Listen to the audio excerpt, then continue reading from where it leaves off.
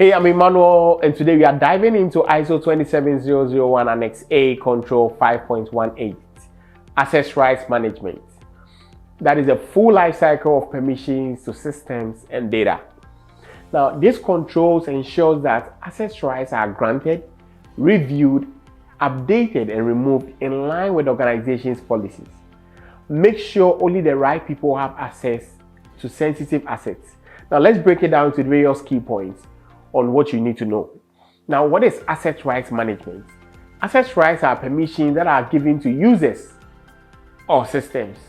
Now, this process is supposed to include granting access based on roles and responsibilities, reviewing access regularly to confirm that it's still needed, modifying access when roles change, removing access no longer required, and logging all changes to maintain accountability. All this must follow your access control policy. Now, the authorization process. Now, asset owner approval, only the owner of an asset can authorize access. Business needs. Requests must include a clear reason tied to business requirements, policy alignment. Now, approvals must follow your documented policy so that it cuts across the whole organization. We have segregation of duties. Now, you need to ensure separation of roles in the access process. The requester is not supposed to be the approver, and the approver is not supposed to be the provisioner, and the requester is not supposed to also be the provisioner. Why? Because it reduces fraud and conflict of interest. Access duration. Access should be limit bound. Don't say that I've given this person unauthorized. No. You need to define the validity period for each asset that is being granted. The third-party access, especially, it needs clear start and end dates to prevent forgotten or orphaned accounts, offboarding and role changes. Now, immediate revocation when somebody leaves your organization, you don't have to wait. And it needs to be clearly defined in your policy. Review and reprovision when roles also change. Remove outdated rights before adding new ones also to it. You need to be able to keep permissions aligned with current responsibilities also.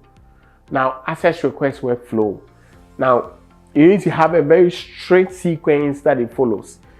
Request, approve, and the provisioning. Someone makes a request, someone approves the request, and someone will actually do the provisioning to be able to bring up that segregation of duties. Now, documenting and reviewing access.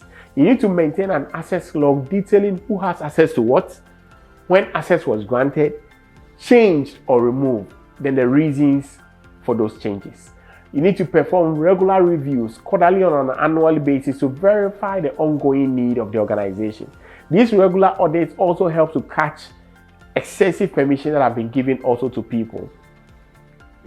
We also have role-based access control. Now, we use RBAC to simply manage or to simply define it.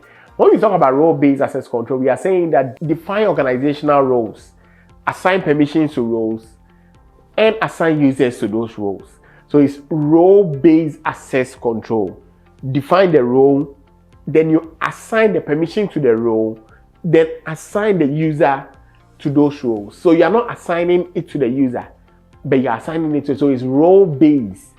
Avoid conflicting roles to force segregation of duties. Why? Because when you are doing the role-based access control, it brings scalability and it reduces admin's overhead in various assigning of roles and responsibilities. Now, you also need to avoid cloning accounts. Never copy an existing user's permissions directly. No. Clone accounts often retain unnecessary rights because you are a human being. When you are granted this account, you might forget. So you need to always follow the request, approve, and provision workflow based on the user's roles, which will help you to ensure that account matches the actual need of the user that you are granting it to. Then you need to be able to make sure that you are staying compliant. Auditors will check that you have removed access for departed users, you have documented all the approvals, you have performed your regular reviews also. If you do that, you have to maintain a checklist of your access control policy, your asset inventory, your review schedule, and also your approval record, which is going to be the proof that controls are being followed. Now, common mistakes that many people do that I want to help you to be able to avoid. Please, former employees shouldn't be active. Take away all former employees. All unused vendors' access needs to be revoked. Then you need to make sure that you have an approval lock.